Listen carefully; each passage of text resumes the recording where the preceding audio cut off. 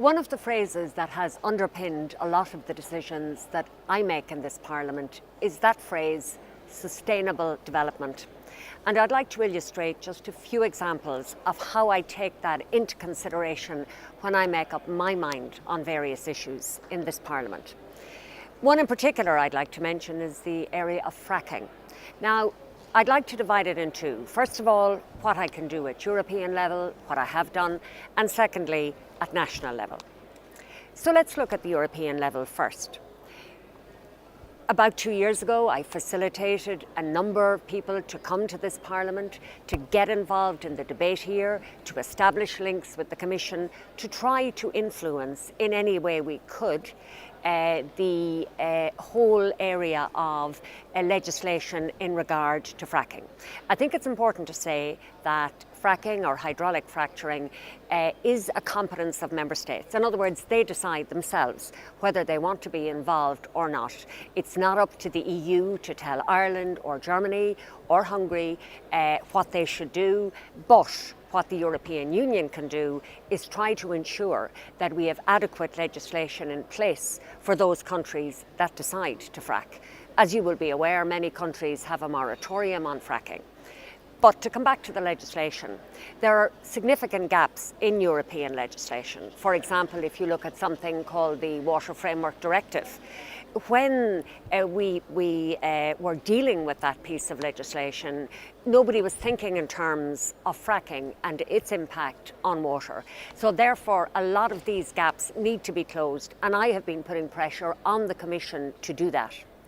Also, we recently passed the Environmental Impact Assessment Directive, and we voted in the Parliament that there would be a mandatory environmental impact assessment on all aspects of fracking. Unfortunately, the Council would not agree to this, so in the final piece of legislation, it is not part of the legislation itself. And I was deeply disappointed about that and voted against it in the Parliament, because I believe that whether you support fracking or you don't, at the very least, at the very minimum, you want to ensure that there's good environmental legislation in place, and a mandatory EIA, from me, would be absolutely a basic requirement. Also, one of the issues that we introduced in the Environmental Impact Assessment Directive was the impact on cross-border areas where fracking would occur, and we did make some progress there. Now, at home, I have indicated on many occasions my total opposition to fracking. I believe it would destroy our environment. I've been to many meetings in Leitrim, in Boyle, in Roscommon, in Clare, a number of meetings there, a meeting with activists, meeting with groups, and very strongly showing my support for a ban on fracking in Ireland. It looks to me as if the one area where they may still be looking at the possibility of fracking is North Leitrim and West Cavan area, and it would absolutely destroy the environment, the landscape, the potential for tourism. I mean, it's a nonsense to talk of the Wild Atlantic Way within sight of the huge fracking towers and the machinery that would be involved. So from the perspective of maintaining our landscape, our tourism industry, our agriculture, and indeed our health, because there are significant risks as we see, I remain totally opposed to fracking in Ireland.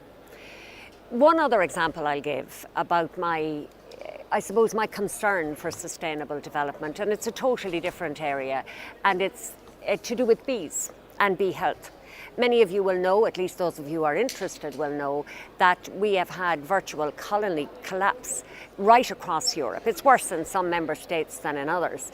And as a response to that, I was the only Irish MEP to write to the European Commission to ask them to consider a temporary ban on neonicotinoids, or neonics, which have been shown to adversely impact bee health. The Commission agreed and has subsequently brought in a temporary ban. And during that time, we'll be able to assess what is the impact on bee health. And that's just another example of where I am very proactive in this Parliament at looking at the protection of biodiversity and trying to ensure that sustainable development underpins all of my actions.